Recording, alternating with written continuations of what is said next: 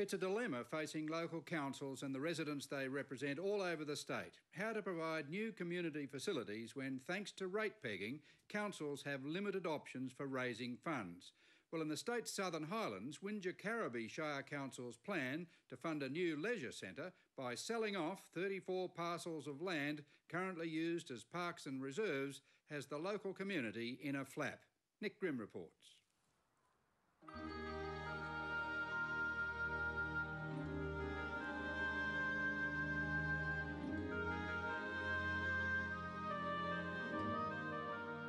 I don't know about you, but I'm sure most of us here have come to Bowral or live in Bowral because we love our parks, our gardens, our access.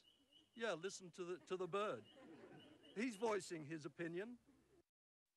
And if that bird is sticking true to the protest song sheet, the tune being sung is Save the Highlands.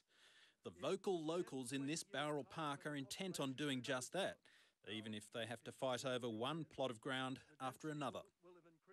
We need and we love living in Bowral because we have this open space, and council want to sell this park. Well, just looking around, I think you'll all agree that this park is very special.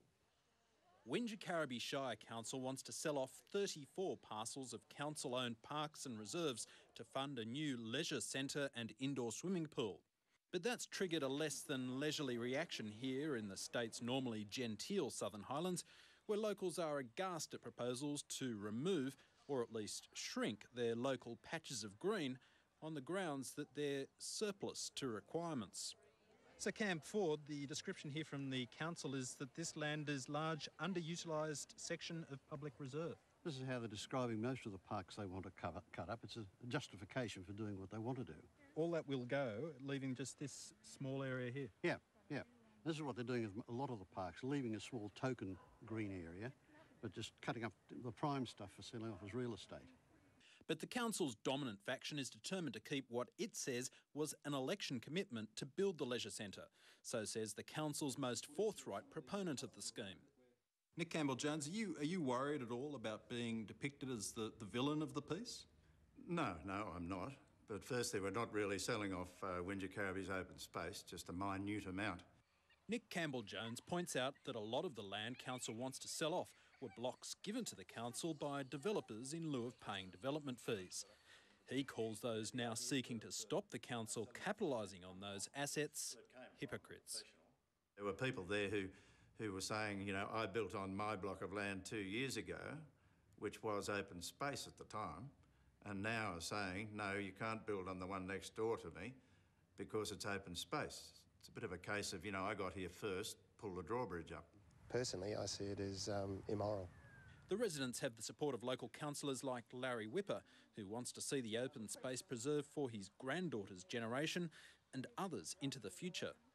Fire sale mentality is just not going to work. It hasn't worked ever before. Selling off the farm leaves us in debt, leaves us poorer as a community, particularly when the revenue we're going to get from those sales aren't going to fund a centre anyway. So it's madness. Some estimates put the cost of building a leisure centre with an indoor swimming pool at the cost of $17 million, but others go as high as $60 million. Wingecarribee already has 4 outdoor swimming pools, but the Shire's highland geography ensures that they can only remain open for the very warmest months of the year. We keep on talking about obesity in kids and vandalism born from boredom and all this sort of thing, but we don't actually do anything. And I think for kids to be able to interact in a healthy environment like a leisure centre is very beneficial. But there's also signs the row is getting increasingly bitter. Stateline found itself swept up into the furore when controversy erupted over our impending visit, with accusations hurled over whether we would be shown the real story. And I think from time to time I've been a little bit less than honest. I was given yesterday a piece of paper pointing out that one of the organisers that are against this have written or have emailed people all around the area to get there ahead of Stateline and have the parks being full of people picnicking, throwing frisbees, etc. I'm not too sure that that's a particularly good way of doing things. In fact, Wingecarribee Council's staff newsletter itself foreshadowed Stateline's visit with its own spin on what it argues the Shire's parks and reserves really look like. If you look closely, you can see people walking, kicking a football, tossing frisbees, children playing, walking pets and having picnics on a lovely autumn day last week in one of our council parks. No, you can't. And certainly on the day Stateline visited the area, wherever we went, locals in their determined dozens were there ahead of us. The sign followed us too. So did the dogs, strolling retirees, mothers with prams, and the school kids. All just a cynical manipulation of the ABC, says Nick Campbell-Jones. Would it be fair to say that you're telling Stateline that a lot of this space is not really being used by anybody? I would say that is correct. They are not being used. I mean, one lady at one of the meetings said that because we're not there physically doesn't mean that it's not being used. Even if it's in our subconscious, we are still using it. Well, I'm afraid I don't go along with that. And to illustrate his point that the land is surplus to the community's needs, Nick Campbell-Jones took Stateline on his own tour of land earmarked for the auction block. Well, Nick Campbell-Jones, there's one thing that no one can disagree with you about. Here we are at one of the reserves, no one here. That's right, the reserves are not used. But what about the argument that open spaces like this form the lungs of the community? Well, it does, and if there was any sort of a shortage, if we didn't have much more than any other area virtually, then there would be a worry. However, we do have an enormous amount of open space.